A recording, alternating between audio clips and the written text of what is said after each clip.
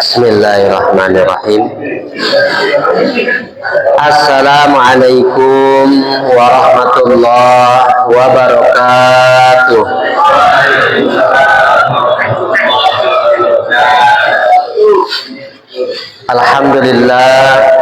Alhamdulillahilladzi arsala rasulahu bil huda wa dinil haqq liyuzhirahu 'ala dini kulli wa kafa billahi shahida. Asyhadu an la ilaha illallah wahdahu la syarika lah wa asyhadu anna Muhammadan abduhu wa rasuluhu la nabiyya ba'da. Allahumma salli wa sallim ala sayyidina Muhammadin wa ala alihi wa ashabihi wa man tabi'ahum bi ihsanin illa yaumiddin. Amma ba'du. Hadirin wal hadirat, bapak-bapak, ibu-ibu jamaah Masjid Al-Kautsar, puja dan puji syukur kembali kita panjatkan kehadirat Allah Subhanahu wa taala karena sampai malam hari ini kita masih diberikan nikmat dan karunia yang begitu besar, baik itu nikmat iman, nikmat Islam, juga nikmat yang tidak kalah penting bagi kita. Salah satunya adalah nikmat sehat walafiat, sehingga dengan nikmat ini kita bisa hadir dari rumah ke masjid ini. Pertama dalam rangka menjalankan sholat maghrib berjamaah, dan insya Allah ba'da sholat maghrib ini kita lanjutkan kembali dengan salah satu kewajiban kita yang lain, yakni thalabul ilmi. Bapak Ibu yang dimuliakan oleh Allah Subhanahu wa taala, kajian kita malam hari ini dilanjut kembali masih di surat Al-Baqarah. Malam ini kita memasuki ayat yang ke-86. Quran surat Al-Baqarah ayat 86.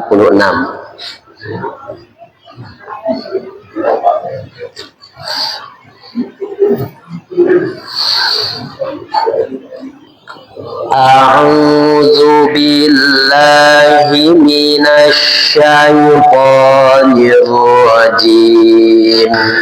Bismillahirrahmanirrahim. Ulaika alladzina ishtarawul hayatad dunya bil akhirah fala yukhaffafu anhumul adzabu wala hum yunsarun. Walaqad atayna Musal kitaba wa qaffayna min ba'dihi birrusul wa atayna Isa ibn Maryam al-bayyinati wa ayyadnahu bi ruhil qudus. Afa kullama ja'akum rasulun bima la tahwa anfusukum mustakbartum fafariqan kadzabtum wa fariqan taqtulun wa qalu qulubuna qulf bal la'anahumullahu bikufrihim faqalilan ma yu'minun. Walamma ja'ahum kitabun min 'indillahi musaddiqun lima ma'ahum wa kanu min qablu yastaftihuna 'ala alladhina kafaru falamma ja'ahum ma 'arafu kafaru bihi fala'natullahi 'alal kafirin. Sadaqallahul azim. Bapak Ibu, alhamdulillah kita malam ini menambah tadarusnya, yakni 4 ayat.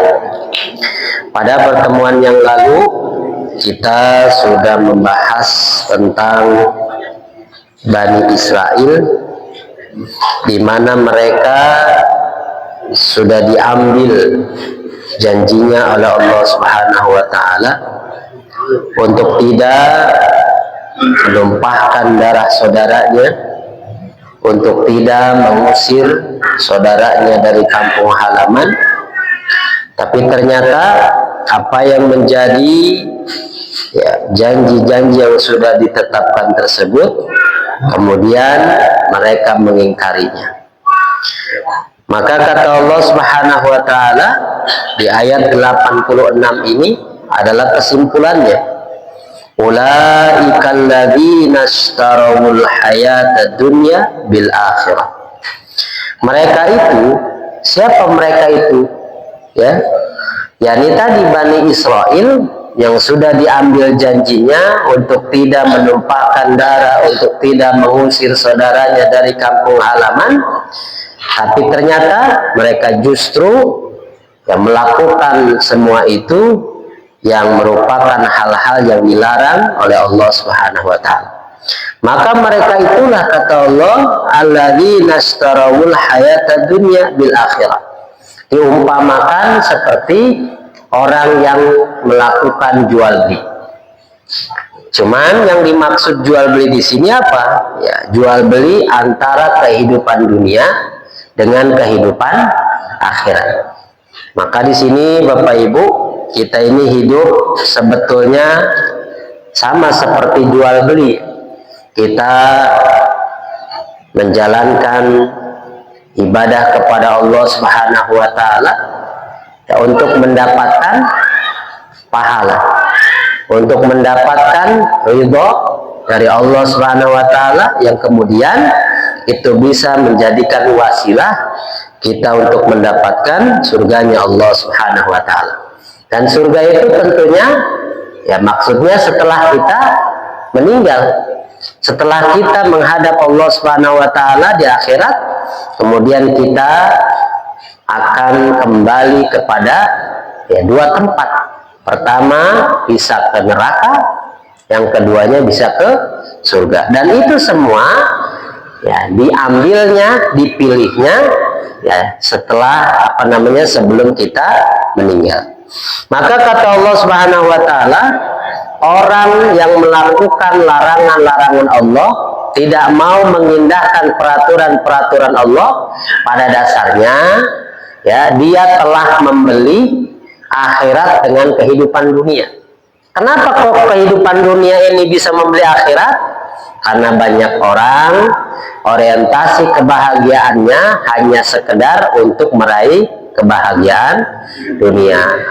Makanya sering sekali kita ingatkan Bapak Ibu ya, orang itu kalau misalkan diiming-imingi pahala itu kurang mempan, tapi kalau diiming-imingi duit langsung geraan. Sekarang dia mah orang carewed mah rek hujan rek angin, urusan duit mah dituan aja ngantri los.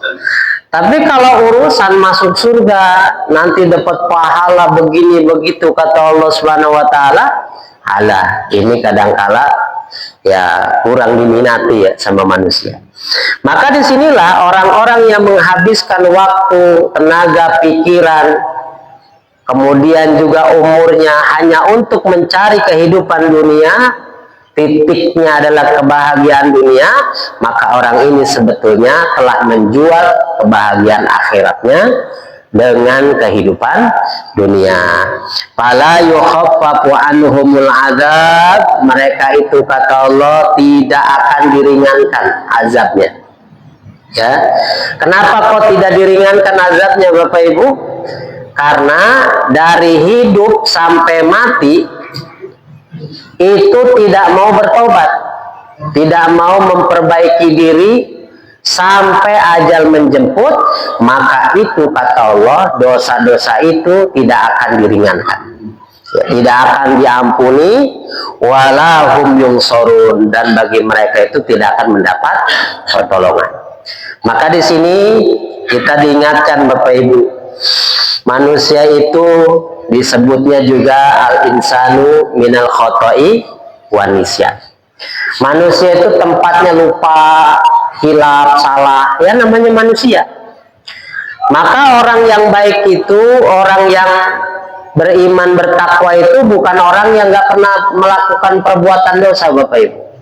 Tapi orang yang baik itu adalah orang yang ketika melakukan kesalahan, melakukan perbuatan dosa, kemudian bersegera dia bertobat untuk memperbaiki dirinya. Itu adalah orang yang baik. Jadi kita itu jangan melihat orang baik itu kayaknya suci bener gitu kan. Nggak ada. Hanya Nabi ya yang maksum itu. Kalau Nabi kalau ingin melakukan perbuatan yang tidak baik, segera ditegur sama Allah Subhanahu wa Ta'ala. Kok bisa? Ya. Karena Nabi itu adalah apa? Uswah bagi manusia. Jadi kalau uswah itu memang dari atas dulu, harus baiknya dari atas. Nabi ini adalah Mustafa ya, orang yang dipilih oleh Allah Subhanahu wa Ta'ala. Artinya walaupun dia basyariah, dia punya sifat manusia sama seperti kita, bisa juga melakukan kesalahan, tapi kemudian Allah jaga. Ketika ingin melakukan kesalahan sekecil apapun, maka Allah tegur. Maka salah satunya ketika wajah Nabi kurang enak saja, memperlihatkan kurang suka tuh wajahnya, ketika ada Abdullah bin Umi Maktum. Jadi Nabi sedang berdakwah di tengah-tengah orang-orang besar nih, ucuk-ucuk Abdullah bin Umi Maktum datang meminta diajari tentang Islam. Ya Rasulullah, ajarilah aku ini tentang Islam. Padahal Nabi sedang sibuk ngajak pembesar-pembesar Quraisy supaya masuk Islam. Malah ini orang datang ucuk-ucuk pengen diajari. Mohon maaf, Abdullah bin Umi Maktum ini beliau tidak bisa melihat, buta ya. Maka Nabi ini memperlihatkan wajah kurang suka. Bahasa kitanya ya, lagi ngobrol sama ini, lagi ini, kok datang yang ini gitu kan. Nah, maka wajah Nabi kurang enak, kok asem bahasanya. Itu langsung turun ayat abasa itu, abasa wa tawala, itu negur Nabi. Nah kalau kita kira-kira ada yang negur nggak Pak? Waduh, kita lebih suka nggak ada yang negur Pak ya. Pokoknya kalau kita salah apa jangan ditegur deh gitu kan. Seinget-inget sendirinya, nggak inget-inget juga ya. Nah, kita ini diingatkan kata Allah Subhanahu wa Ta'ala, bagi orang yang melakukan kesalahan-kesalahan terus sampai matinya, fala yukhaffafu anhumul adzab. Orang ini tidak akan mendapatkan keringanan azab. Kenapa? Istiqomah dosanya itu terus saja. Nah ini dia. Nah, maka kalau sudah tidak diringankan, kira-kira pada hari kiamat siapa sih yang bisa mengampuni dosa? Hanya Allah. Sedangkan Allah tidak meringankan dosanya, maka celaka orang ini. Wala yungsorun, sehingga orang ini tidak akan mendapatkan pertolongan. Nah, di sini adalah peringatan bagi kita Bapak Ibu. Jadi kita manusia ini ya niscaya terjadi kesalahan. Kita melakukan dosa baik yang disengaja maupun yang tidak sengaja gitu kan. Tapi kalau kitanya mau memperbaiki diri, Allah itu maha penerima taubat. Dan Allah suka. Bahkan kalau kita melihat tuh di hadis-hadis Nabi itu, bagaimana sukanya Allah ketika hambanya bertobat.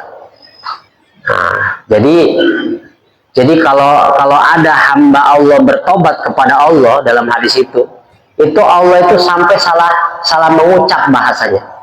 Jadi dia itu Tuhanku, kata Allah, ini adalah Tuhanku, aku ini hambanya. Saking apa? Senangnya. Atau disebutkan, kalau kita mendekat kepada Allah satu jengkal, maka Allah mendekatnya lebih dekat lagi gitu kan. Apa lebih cepat lagi maksudnya mendekatnya. bisa 1 meter cepatnya, kecepatannya gitu. Nah kalau kita lambat itu kan mendekati Allah, Allah itu sebetulnya lebih dekat pada kita. Makanya dalam ibadah itu kan ada istilah, ada syarat diterimanya ibadah, ada syarat keutamaan ibadah. Kalau syarat diterimanya ibadah nggak banyak. 1, kita harus beriman. Kita berbuat baik, beribadah, beramal soleh, itu harus dilandasi dengan iman. Kalau kita berbuat baik sama manusia tapi imannya nggak benar, atau kita tidak beriman, maka tetap itu tidak akan diterima. Yang kedua, harus ikhlas. Ikhlas ini maksudnya bukan tanpa ini itu ya bahasanya. Ikhlas ini maksudnya apa sih? Terbebas dari bentuk-bentuk kesyirikan. Itu bahasa agamanya. Emangnya syirik itu apa sih Pak? Iri apa dengki gitu? Bukan. Syirik itu ada 2. Pertama syirik besar yang menyekutukan Allah. Itu kan seperti menyembah berhala dan sebagainya. Yang kedua syirik kecil. Yakni apa? Ya seperti ria, sum'ah, pengen dipuji, pencitraan gitu ya. Udah jelas-jelas orang itu bisa menjual, masih aja sempet-sempetnya kita bikin pencitraan gitu. Nah itu semuanya disebut syirik. Walaupun syirik ini kecil, tapi dosanya dosa besar. Kenapa? Bisa merusak bahkan menghilangkan pahala ibadah kita. Maka syarat yang kedua harus ikhlas, itu maksudnya terbebas dari bentuk kesyirikan. Yang ketiganya ittiba. Kalau kita umat Islam ini kalau beribadah jangan nyari sendiri, atau jangan nyari-nyari ke cara-cara manusia beribadah. Jangan sampai kayak Bani Israel ketika baru diselamatkan oleh Allah nyebrang, kemudian melihat ada orang yang sedang menyembah patung. Kata Bani Israel merengek sama Nabi Musa, wahai Musa, bisakah engkau buatkan patung seperti itu supaya kami sama seperti dia itu menyembah sebuah patung? Ngerengek, ya. Jadi kadangkala ada orang itu beribadah itu bukan merujuk kepada tuntunan, tapi merujuk kepada apa Pak? Tontonan. Oh, kalau ke kuburan itu pakai hitam-hitam semua misalkan. Kita pakai hitam semua, ke payung-payungnya hitam semua itu. Sampai sepatunya hitam semua, dari bawah ke atas hitam semua. Ya kalau misalkan kita lagi pakai pakaian begitu hitam ya nggak masalah. Tapi jangan sampai tontonan itu kemudian seakan-akan itu menjadi syariat. Nah, kalau di kita kan misalkan, kalau di kita mah nggak begitu ya. Kalau di dunia nyata mah, tapi kalau saya lihat tuh di film-film, kalau ke kuburan pasti rata-rata pakai hitam semua. Nah, itu udah disetting namanya film kali ya. Nah, itu jangan sampai dijadikan tontonan itu. Artinya, kalau kita beribadah kepada Allah, itu harus merujuk kepada tuntunan Al-Quran yang kemudian dijelaskan oleh hadis-hadis Nabi yang dicontohkan oleh sunnah Nabi. Al-Quran itu kalau nyuruh sholat, aqimus sholat, dirikanlah sholat. Kan kita nyuruh sholat, ya sholatnya gimana gitu kan? Maka dijelaskan oleh hadis. Nabi ajarkan bagaimana sholat dari takbiratul ihram sampai salam, dijelaskan. Nah makanya kita kalau mau benar ibadahnya, ya jangan nyari kemana-mana. Carilah dasar-dasar dari Al-Quran maupun sunnah tadi penjelasan-penjelasannya. Supaya kita ini jangan sampai, waduh ternyata saya jadi seorang muslim itu berat. Jangankan hidupnya, matinya aja mahal katanya. Bener gak sih? Ada tuh yang begitu Pak. Jadi seorang muslim itu berat bener. Ya, hidupnya udah berat gitu kan, matinya berat juga, mahal katanya. Ya, ada orang hidupnya udah belangsak, matinya harus ngejual tanah, kontrakan. Buat apa? Ya buat ngurusin yang mati. Nah ini ditanyakan kenapa, apakah itu diajarkan dalam Islam? Nah itu jawabannya. Tapi kalau kita melihat tuntunan di masyarakat, ya setiap masyarakat punya tuntunan masing-masing yang membuat kita kalau ngikutin masyarakat ya ada habisnya. Yang ada kita boncos kata orang sini. Nah ya, nah ini jadi kita kembali kepada tuntunan, namanya ittiba. Itu iman, ikhlas, ittiba. 3 doang, gampang kan? 4-nya apa? Tambahin wasari'u ila magfirah. Itu adalah ya, itu syarat apa tadi? Syarat keutamaan, kesempurnaan. Jadi kita ini kalau mau sholat ya, itu kan harus dilandasi dengan iman, harus dilandasi dengan ikhlas sholatnya. Yang ketiga harus dilandasi dengan ilmu fikih sholatnya yang benar. Tambah lagi yang keempat wasari'u. Lebih bagus itu kesempurnaannya kalau dengar azan segera kita hadir. Hayya 'alas shalah. Alhamdulillah, langsung bergetar hatinya kan di surat Al-Anfal. Kalau disebutkan ayat-ayat Allah, kalau diajak untuk beribadah kepada Allah, hatinya bergetar, pengen cepat mendatangi itu ajakan sholat. Kita bergetarnya kenapa, Pak? Waduh, aduh, can mandi, can naon ya, aduh, sholat itu nonton. Nah itu dia. Jadi segera kita itu bersegera itu salah satu ya syarat sempurnanya amal kita. Jadi disitulah. Maka kalau kita ini meninggalkan prinsip-prinsip ini dalam hidup untuk beribadah kepada Allah, kalau meninggalkan berarti apa?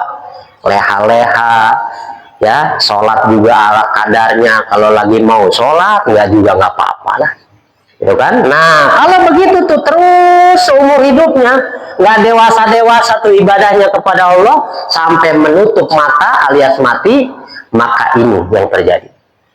Ya, tidak akan diringankan dan tidak akan mendapatkan pertolongan. Kenapa? Istiqomah nih orang ini tidak mau memperbaiki diri. Nah, maka ayat ini peringatan buat kita semua supaya kita semua ini manusia biasa yang bukan mungkin tentu banyak dosa, banyak kesalahan, itu harus selalu memperbaiki diri dari hari ke hari. Kemudian kata Allah di ayat 87-nya, walaqad ataina Musal kitaba wa qaffayna min ba'dihi birrusul. Kata Allah, sungguh kami telah memberikan kepada Musa Alkitab, yakni Taurat, dan kami susulkan ya setelahnya Nabi Musa ini dengan rasul-rasul. Itu dibacanya pendek ya Pak, birrusul. Nggak boleh birrusul, nggak boleh. Kalau birrusul atau rasul, nah itu nanti rasulnya satu doang. Tapi kalau birrusul berarti rasulnya banyak. Itu namanya jamak ya. Nah, kata Allah, sesungguhnya kami telah memberikan kepada Musa Alkitab. Maksudnya bukan kepada Musa saja, tapi Allah berikan Alkitab alias Taurat kepada Nabi Musa itu untuk menjadi pegangan hidup bagi kehidupan Nabi Musa plus Bani Israel. Semua yang ada dalam syariatnya Nabi Musa wajib hukumnya dia berpegang kepada syariatnya Nabi Musa. Nah, jadi diturunkannya Alkitab kepada Bani Israel ini adalah nikmat terbesar Bapak Ibu ya. Nah, sama kalau kita diturunkan apa? Al-Quran. Berarti Allah sayang sama kita, Allah cinta kepada kita sehingga diberikanlah yang namanya tuntunan hidup. Kita ini Pak, kalau nggak ada tuntunan itu susah. Nggak ada petunjuk tuh susah. Kita kalau mau mencari sesuatu, kalau nggak ada petunjuk, ya buntu kan. Aduh, apalagi suruh nyari orang Pak. Nih, kamu cari namanya Wartono. Di mana? Indonesia. Ayo, Indonesia mana itu? Nah, harus ada petunjuk. Indonesia, iya tahu Indonesia, tapi di mana gitu kan? Indonesia bagian mana? Makanya harus dijelaskan.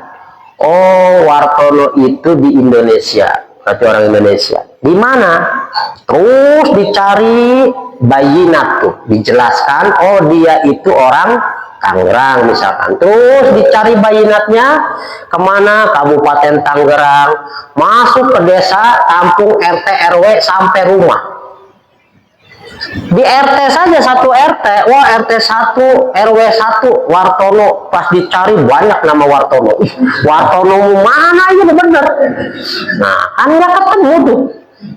Yang ada kita salah masuk ya, tengok-tengok nyariin begini, wah ngapain tuh orang gitu kan. Makanya Al-Quran ini luar biasa.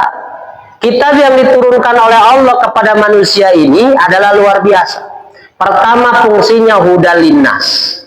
Jadi kitab-kitab yang diturunkan kepada Bani Israel, kepada umat Islam, semua nih untuk semesta alam. Al-Quran ini fungsinya yang pertama adalah hudan linnas, bagi manusia itu petunjuk. Petunjuk itu petunjuk dasar maksudnya Pak. Ya kayak tadi, Wartono mana? Indonesia. Orang Indonesia. Jadi dari satu dunia dikerucutkan menjadi satu negara Indonesia. Pas lihat di negara di peta, gede amat itu Indonesia. Di mana nyarinya? Maka ditambahin hudal linnasi wa bayyinatin minal huda wal furqan. Hudal linnasi wa bayyinat, kasih bayinatnya, penjelasannya. Oh, cari sampai tuh titik rumahnya, sampai nomor rumahnya ketemu baru. Wal furqan itu di mana fungsinya? Kayak tadi udah nyampe Pasir Jaya RT 1 RW 1, ternyata Wartono banyak, maka perlu adanya apa? Furqan, pembeda. Mana yang hak, mana yang batil, mana yang hak, mana yang batil. Wartono mana yang dicari nih? Wartono ini nih karakternya, orangnya ini, kerjanya ini nih. Baru itu pembeda. Oh ternyata ada Wartono tukang jagal, Wartono tukang ngajar, Wartono tukang macem-macem ya. Banyak tuh kan. Nah itu namanya apa? Furqan, pembeda. Itu umpamaan. Barulah ketemu tujuan daripada hidup itu. Kita kalau baca Al-Quran, ya, baca Alkitab Al-Quran ini, itu harus seperti itu, Pak. Pertama kita baca, kemudian yang kedua dipahami bayinat-bayinatnya, penjelasan-penjelasannya, baru terapkan dalam kehidupan sehari-hari, sehingga Al-Quran bisa membedakan mana yang hak, mana yang batil. Siapa yang membedakannya? Kita. Orang yang sudah ngaji Al-Quran, penjelasannya dari hadis-hadis, ya, itu harus bisa membedakan mana hidup yang baik, mana hidup yang buruk, mana rizki yang halal, mana yang haram, mana yang batil, mana yang hak. Itu harus bisa, jangan ditabrak kalau sudah tahu. Nah makanya pentingnya kita mempelajari Al-Quran dan Sunnah ini, supaya kita ini bisa menerapkan dalam hidup, sehingga kita bisa membedakan mana yang diridhoi oleh Allah perbuatan itu, mana yang tidak diridhoi oleh Allah Subhanahu wa Ta'ala. Itu. Maka diturunkannya kitab-kitab ini kepada manusia ini adalah anugerah. Maka jangan sampai Pak kita sudah dikasih Al-Quran, tidak harus nunggu-nunggu. Di zaman Nabi kan berapa tahun Pak turunnya Al-Quran ini? 22 tahun 2 bulan 22 hari. Jadi 22 wah bukan 21 2 itu mah apa? Yo sableng gitu. Ya, jadi 22 tahun, 22 tahun itu 22 tahun 2 bulan 22 hari digenapkan menjadi 23 tahun. Turunnya itu bertahap Al-Quran. Nah sekarang Al-Quran itu sudah sempurna, ya. Al-yawma akmaltu lakum dinakum wa atmamtu alaikum nikmati wa raditu lakumul Islam madinah. Sudah sempurna semuanya Islam ini. Nggak usah kita ini dalam urusan-urusan mahdo, ibadah mahdo, kita tambahi, kita kurangi, ya nggak usah. Al-Quran ini nggak usah kita ini ditambahi, dikurangi, nggak boleh.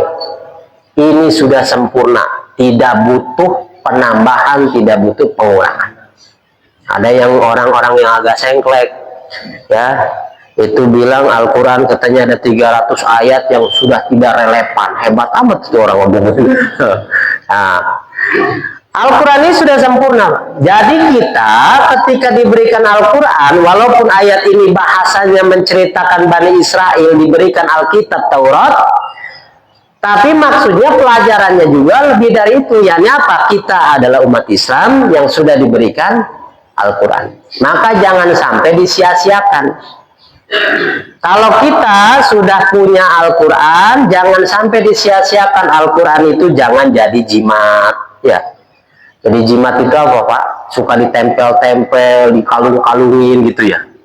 Oh, atau ditaruh di sabuk, tulisannya ada Qul huwallahu ahad, atau ditaruh di dompet. Tahu dia ada tulisan Al-Qurannya, makanya pas bagian kencing dompetnya ditaruh di atas. Wah, biasanya anak santri baheula ku situ ya. Ini dompet cahaya. Nah, dompet orang, cenah wah sia aya wapakan ya berarti. Nah.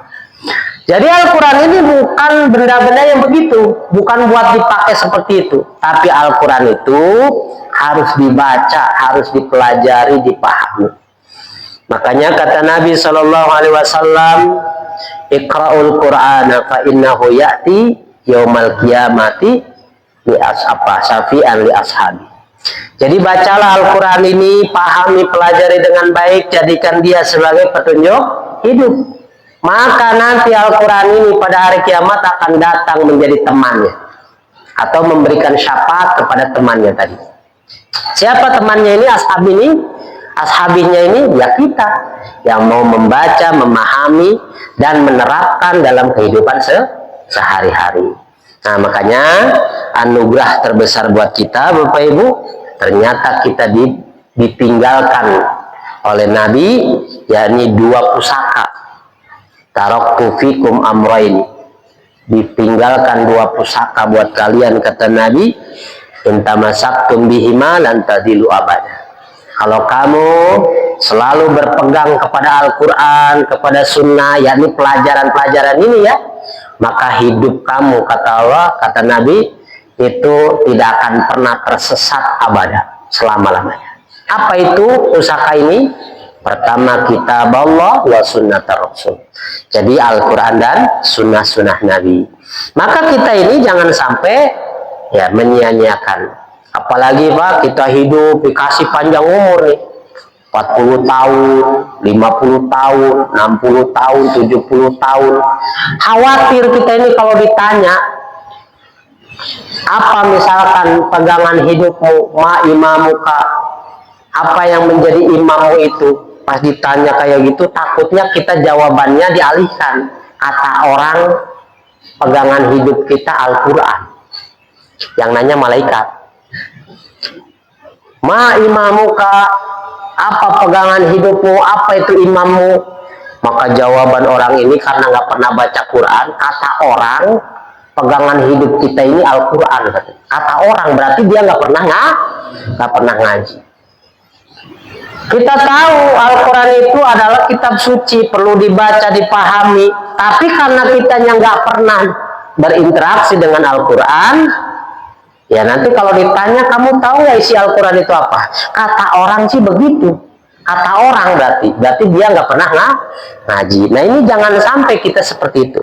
Nah, Bani Israel itu diingatkan oleh Allah, diberikanlah kitab suci kepada mereka Taurat, supaya apa? Dijadikan petunjuk hidup. Tapi kemudian ya di antara mereka itu justru tidak memakainya, tidak dijadikan petunjuk hidup mereka. Nah, kemudian informasinya dari Allah, setelah Nabi Musa, Allah juga menurunkan rasul-rasul setelahnya. Artinya apa? Bani Israel itu luar biasa. Selain dia diberikan pegangan hidup berupa Taurat, bahkan Allah juga menurunkan banyak nabi dan rasul kepada Bani Israel. Nah, Bapak Ibu, Bani Israel ini termasuk sampai sampai Zakaria Yahya tuh ya, itu masih ke atas tuh. Zakaria Yahya itu ke atas, itu syariatnya mengikuti Taurat. Jadi kalau Nabi Musa, kemudian datang lagi nabi-nabi terus sampai Zakaria, Yahya, itu semuanya hidup mereka itu berpegang kepada Taurat.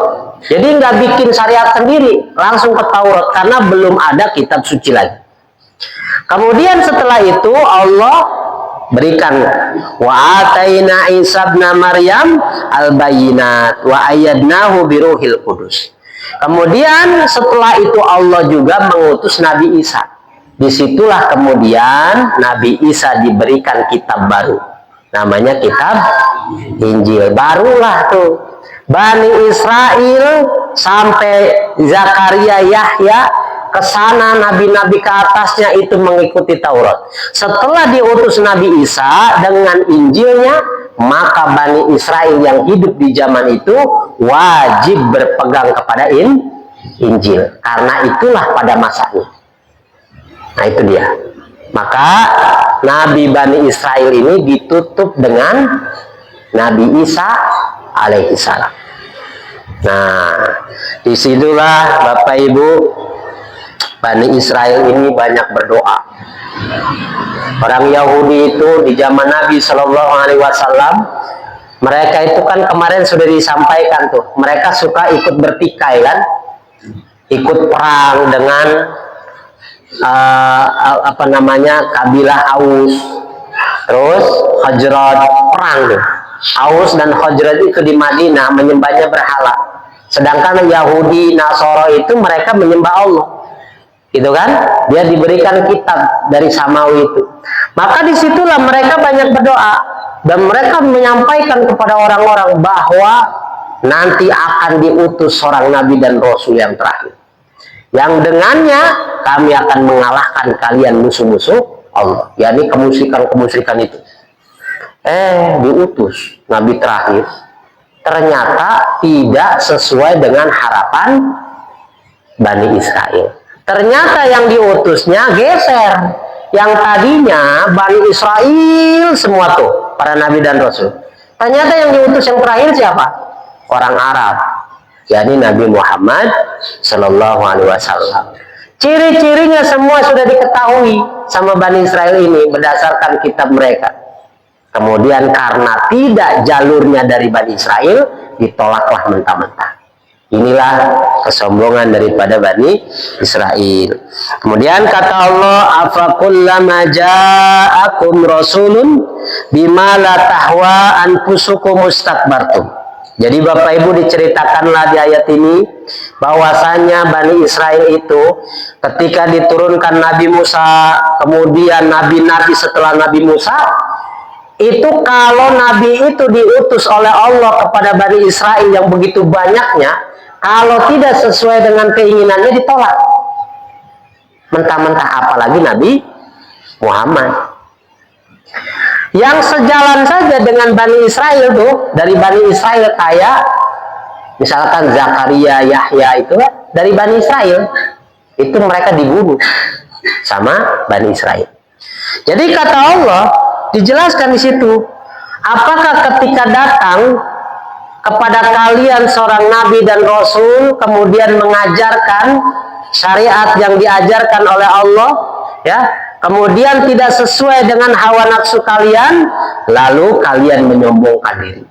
Kemarin sombong itu apa, Pak?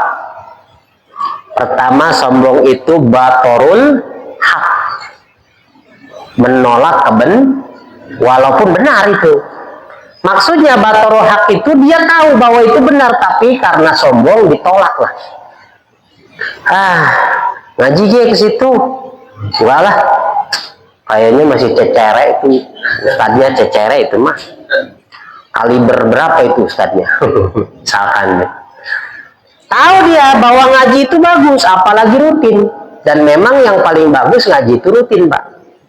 Jangan hari ini ngaji, nanti besok enggak, pekan besok enggak, pekan lagi ngaji, pekan besok enggak, itu mah puasa Daud. Jangan diikuti begitu ya. Kalau ngaji itu harus terus, khawatir. Makanya yang paling bagus itu berkesinambungan ngaji itu terus saja. Nanti karakter-karakter kita ini akan terbentuk. Yang tadinya masih males, tapi kalau terus lama-lama, senang dia. Lama-lama terbiasa ke masjid. Tadinya kita males ke masjid itu Pak, kalau asal-asalan ke masjid itu males. Tapi kalau seringnya kita ngaji, sudah biasa datang ke masjid, maka terbiasa. Bahkan ada ustadz itu yang ngasih tamsilnya seperti kambing, katanya. Waduh, kata saya, kayak kambing. Maksudnya apa? Karena mungkin dia itu dulu tukang ngangon, Mbak. Jadi Mbak itu kata dia, kalau udah dia dikasih rumah di situ kandang, dilepas tuh jam 1 siang dilepas, udah kemana-mana lihat. Nanti jam 4 itu habis asar pulang sendiri dia, masuk ke kandangnya, tahu dia masuk ke kandang. Artinya apa? Kalau orang sudah betah, terbiasa di tempat itu, maka dia akan gampang datang ke situ. Maksudnya, ya kalau kita ini sudah biasa Pak, duduk di masjid, di majelis taklim, nanti kita itu kalau mau ke masjid, mau ke majelis taklim itu nggak berat, ya, nggak aneh juga. Tapi coba Pak, orang yang nggak pernah seumur umur ke masjid, apalagi ke musola, apalagi sholat berjamaah. Kayaknya saya pernah nyeritain di sini ya, kan? Pas mau Ramadan, ngariung kan?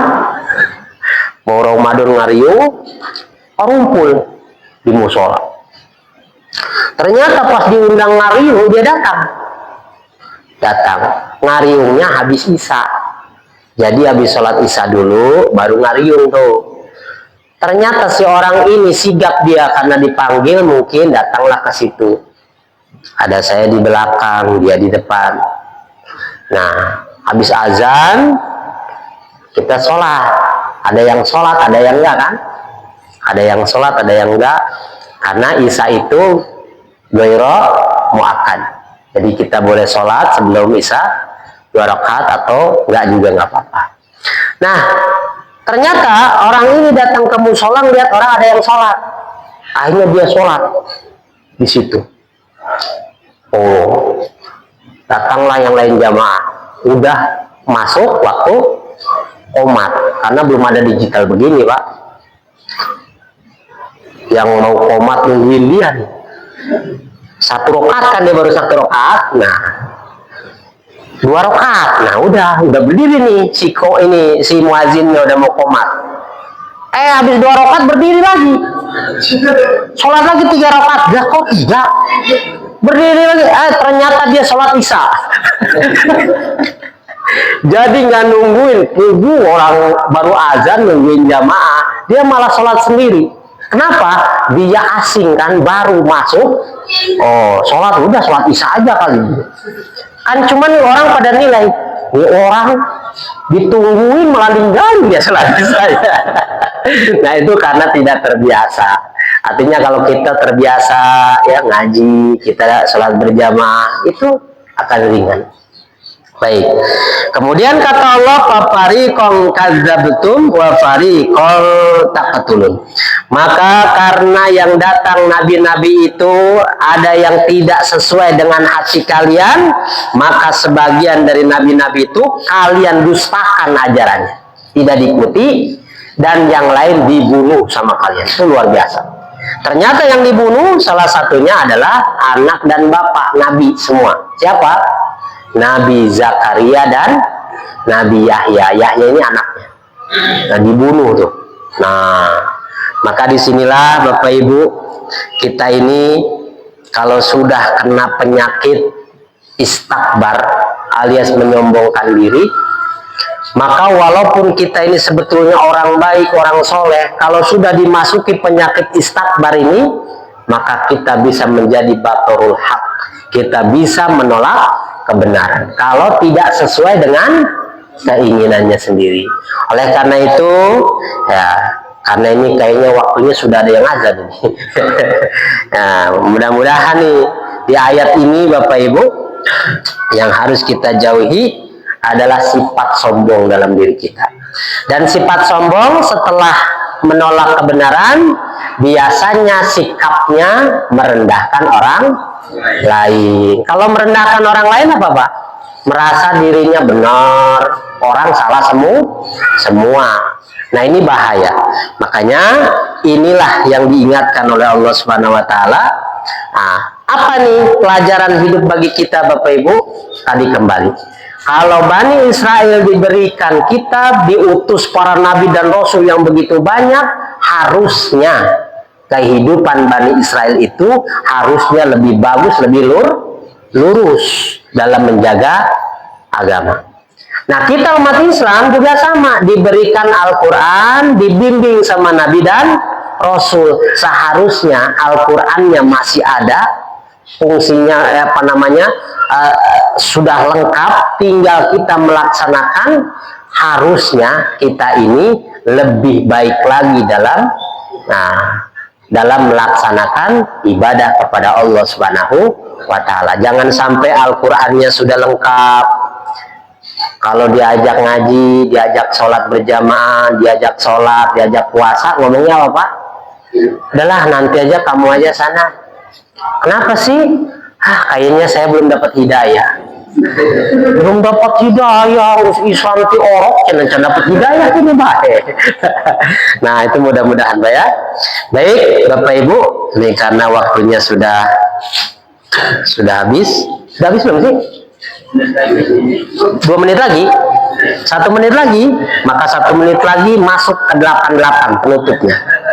Wa qalu qulubuna ghulab bala'anahumullahu bikufrihim faqalilan ma yu'minun.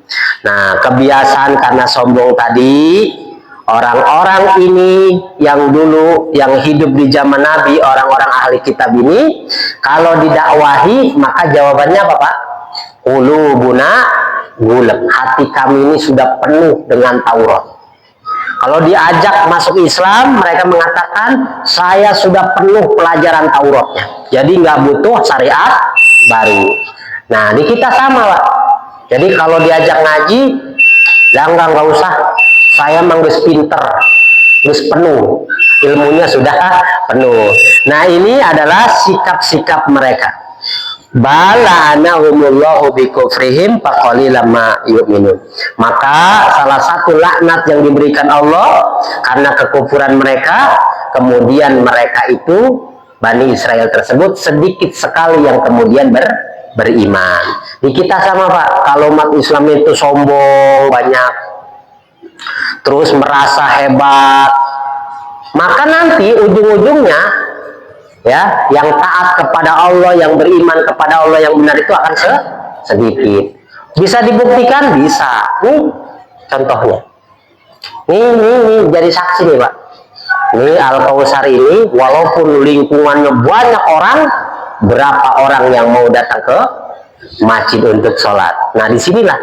Jadi sedikit orang itu karena bikufrihim, karena kebanyakan dari mereka itu mengambil jalan-jalan kekufuran. Karena apa? Kesombongan dalam diri mereka. Mudah-mudahan Bapak Ibu, kita yang sudah membahas ayat-ayat ini, Allah Subhanahu wa taala menjauhkan kita dari sifat sombong dan dijauhkan dari sifat-sifat kufur yang menghalangi kita untuk selalu meraih ridho Allah Subhanahu wa taala. Baik Bapak Ibu, mari kita tutup kajian ini dengan sama-sama membaca doa kafaratul majlis.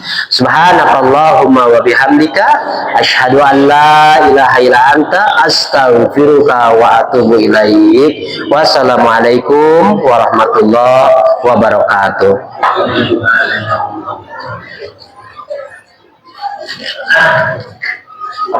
Ya Nabi salam alaika, ya Rasul salam